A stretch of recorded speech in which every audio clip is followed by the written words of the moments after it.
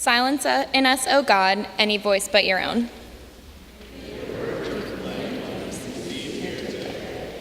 Reading from the book of Hebrews. For when God made a promise to Abraham, since he had no one greater by whom to swear, he swore by himself, saying, "Surely I will bless you and multiply you."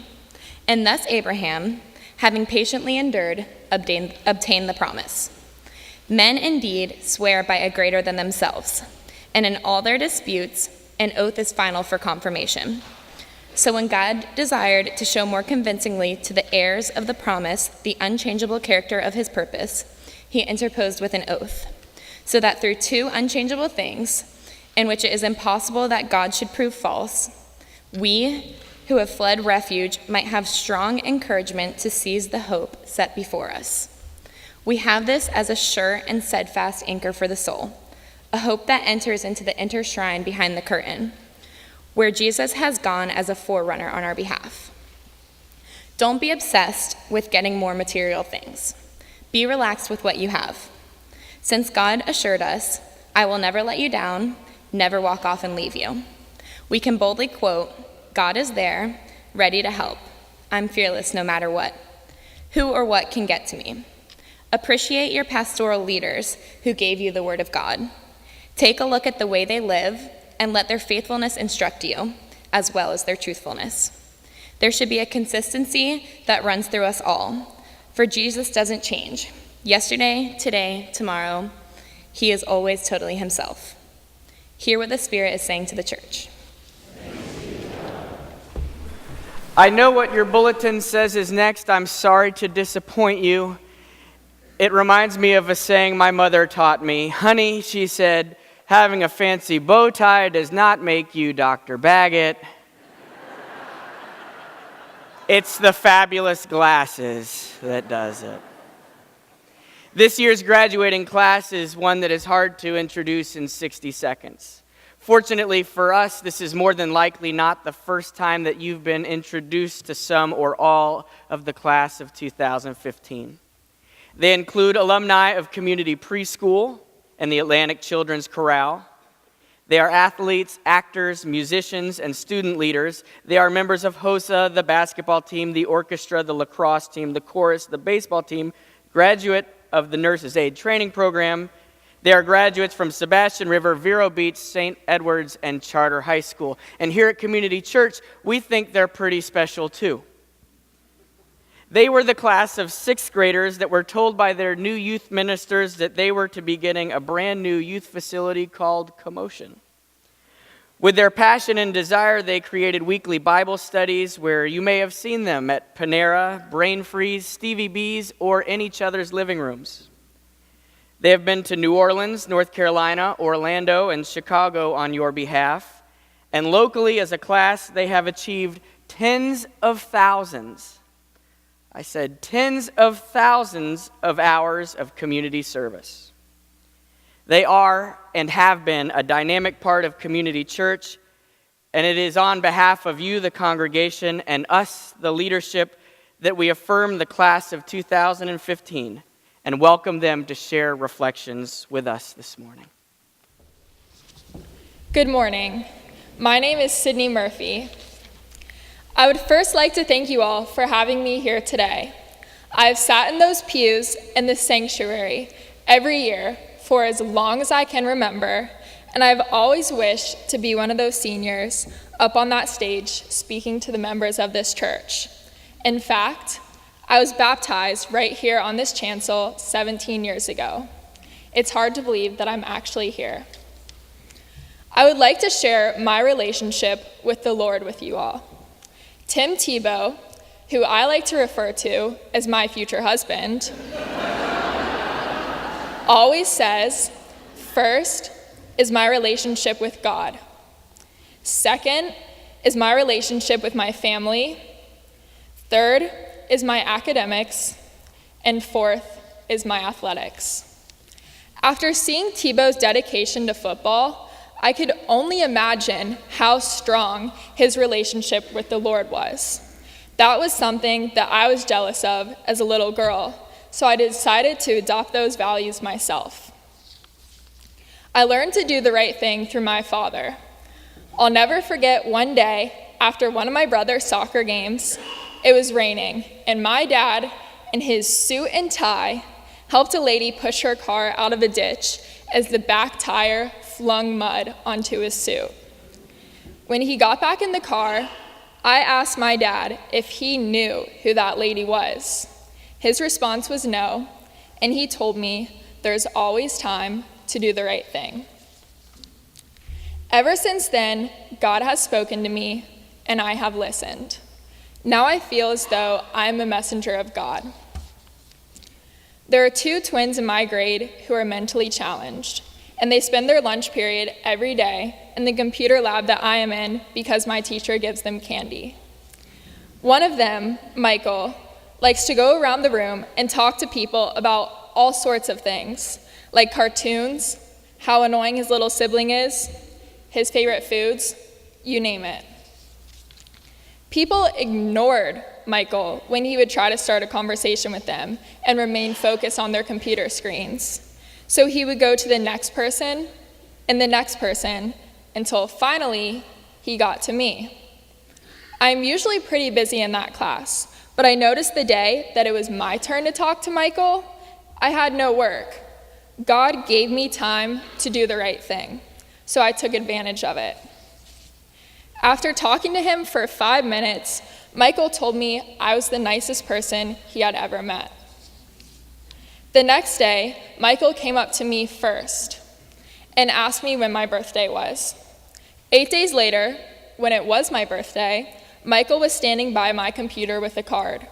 He drew panda bears on it and wrote, "Thanks for being my friend, Cindy." He also gave me $1 and told me he wanted to buy me chips, but he didn't know what kind was my favorite, so he wanted me to use that $1 to pick out my own kind.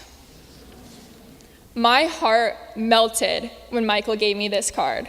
When I used the time available to do the right thing, God rewarded me. God also surprises me with blessings when I do the right thing. As one of the members of the 10-time state championship lacrosse team, there are many traditions we do not want to break because who knows if that will lead to ending the winning streak. One of our many traditions is a mantra we say 3 times before every game and 1 time before every practice. When we do this, we all hold hands and close our eyes, so I always thought, why not add a prayer in there? So I did.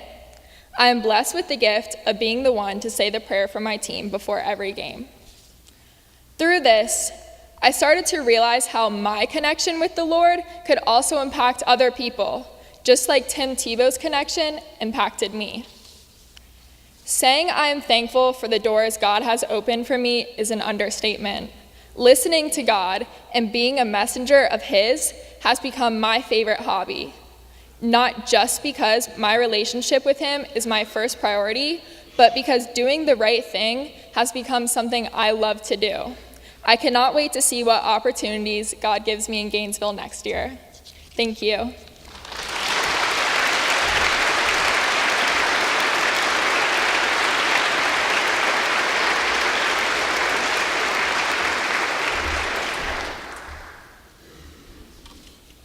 Good morning. Now, Bob, I just want to say, now I know how powerful it feels to stand here. And it's nice. All of my life, I've been fairly busy.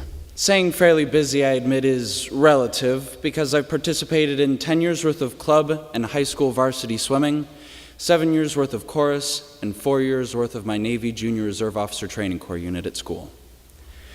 I didn't do any of these things because I wanted to annoy my parents with my horrible schedule or anything like that. I genuinely enjoy all of these activities, and they've been a huge part of me as I've grown throughout the years. When I was young, and really still today, my older brother was my role model. He was smarter, older, which is always better, had friends, had the ability to drive, was near the top of his class, taking the most difficult classes, and on top of that, was accepted into one of the world's leading institutions for engineering. I love my brother, But when it came to living up to expectations, I'd say he was setting the bar pretty high. From the start of high school, when I really began to discover myself and who I really was, I knew I wanted to go into the military.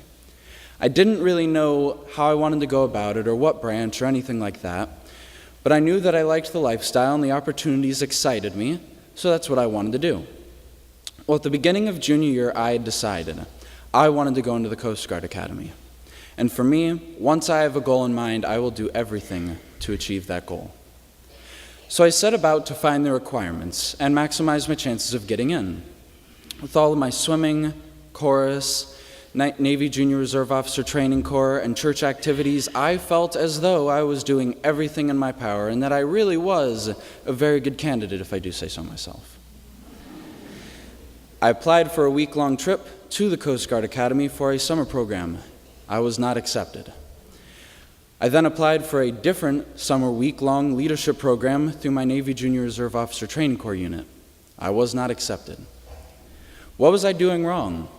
I was taking the really difficult classes, was constantly in the pool practicing and competing. When I wasn't in the pool, I was singing with my chorus, and just when you'd think I'd take some time off, I was here at the church with the band. My frustration was growing, but since I had no clue how to fix it, I just felt lost. It finally got around the time to actually apply to the academy, and after a really long process, I was not accepted. Now it's December. But then I was told about a Coast Guard prep school program.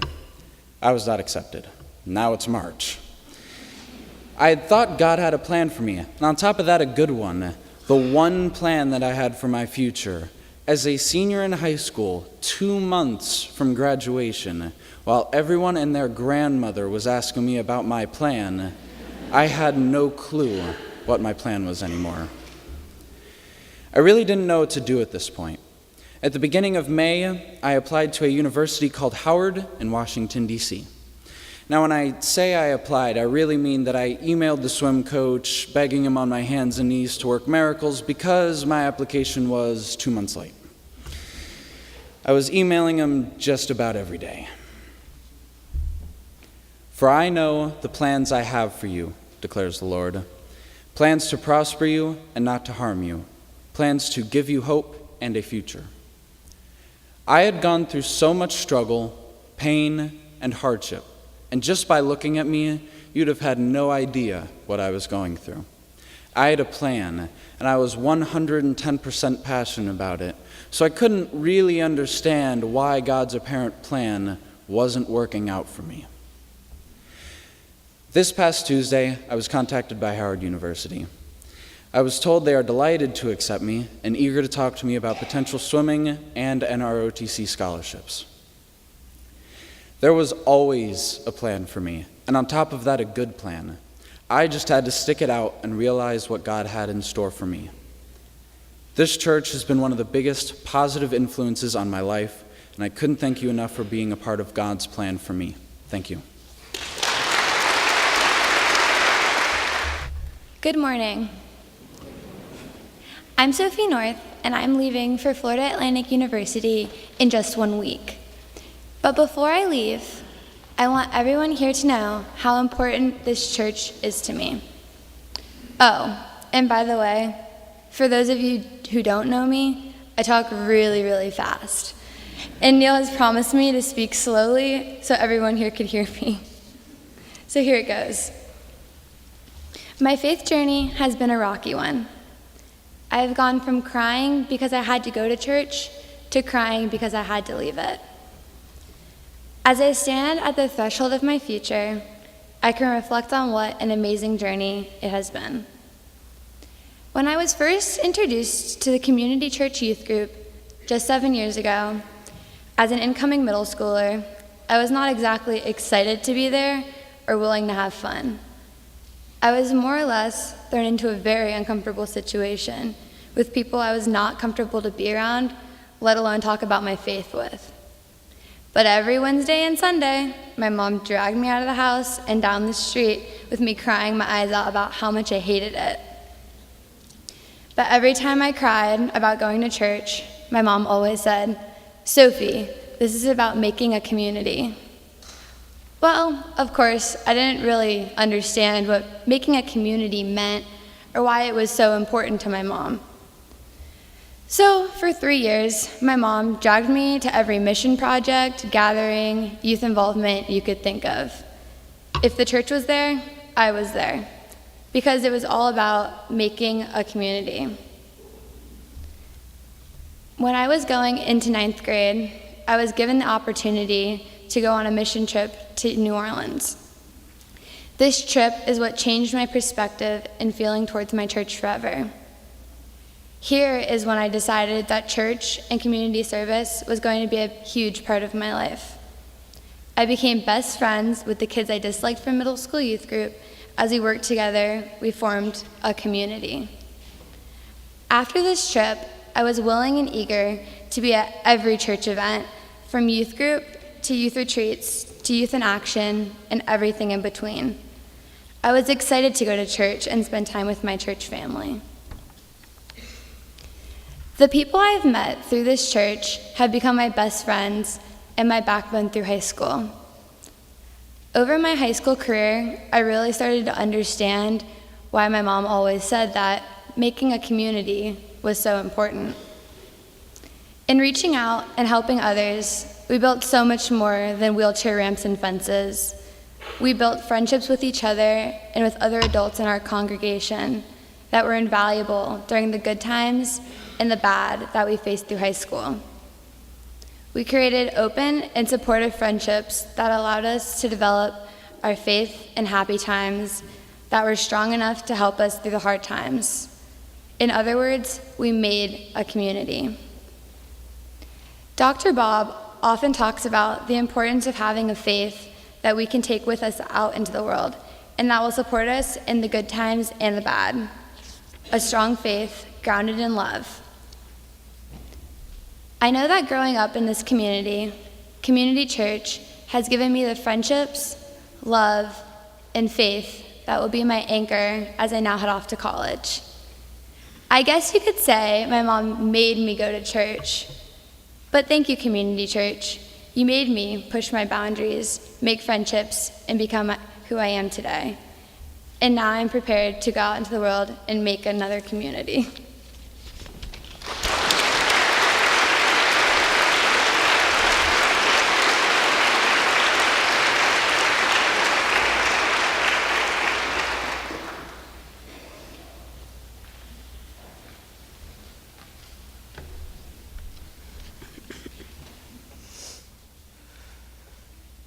Hi everyone, I'm Eden Colonna, and I want you to know that this church is my home. It's been my home since preschool, and it will continue to be my home for as long as I live. This church has seen me change tremendously, and I believe that without it, I wouldn't be half the person I am today. In the past, I was that shy little girl that kept to herself and hid behind her mom's legs when unfamiliar people were around. I only participated in social activities because I was forced, and when it came to Sunday school, I cried and begged to sit in here with my mom and dad. So you can only assume what my answer was when I was asked to be a part of the confirmation class and attend the confirmation retreat back in 2010. You guessed it, no thank you. But soon enough I came around to it. However, my mom bribed me with her company as a chaperone. Just some future advice to those parents wanting to chaperone their child's church adventures: don't. It'll be harder for them to break out of their shell or make any friends at all. Another year or so had gone by, and I, who had just graduated from middle school, was preparing to go on my first mission trip to New Orleans, Louisiana, with 60 other high school students that I wasn't really familiar with. However, I had my best friend Maddie by my side, so I wasn't all that worried. That is, until I found out, 1, we wouldn't be roomed together, 2, I had to be roomed with some random person I didn't know for an entire week, and 3, we wouldn't be in the same working group. So you might as well just count me out at this point. Neil also does this thing called Forced Family Fun, which is basically a bunch of silly games that force you to break out of your comfort zone, be yourself, and get comfortable with the people that you're around. Not something I was particularly interested in at the time. But I have to admit, by the end of the week, I was almost an entirely new person. My roomie, Emily, and I got to know each other really well throughout the week. And 5 years down the road, she's still one of my very good friends. Although I didn't notice myself changing at the time, as I look back on each mission trip, mystery trip, and leadership retreat, I saw that I came more and more out of my shell. I started to become more of a leader and less of a follower. I was never really confident about it until Neil told me at Bible study one night that he really sees potential in me and my leadership skills. He also told me that I reminded him of Kaylee and Kendall, and I mean, that's probably the best thing you can tell a 15-year-old. Something else that occurred outside of these walls at IRSC was in a contemporary leadership class. I didn't feel like I was doing anything special other than attending the class and getting my work done. But on the last day, my professor pointed out how well that I did, and he continued to tell me that he sees me doing big, successful things in my future. With this, I became much more confident. I started to challenge my abilities by taking on a real role like leading middle school youth group, which is an experience that I wouldn't trade for the world. This has contributed to outside of my church life as well. Since the day I was born, I'd wanted to be a chef/baker, and other than loving to cook, I liked the idea of it being kind of a behind-the-scenes type of career. However, in the past year or so, my mind and my decisions have been bouncing all over the place. I finally decided to further my education in business and hospitality management, and after that, I plan on traveling the world, serving those in other countries, and making a difference in their communities. This may sound crazy, but I have to thank Neil, his confidence in me, and his Force Family Fun games for breaking me out of my shell. Without that, I may have never pushed myself to break down the walls and reach out of my comfort zone. I realize that everything turns out okay in the end. No matter how hard the journey may be, all shall be well, all shall be well, all manner of things shall be well. Thank you.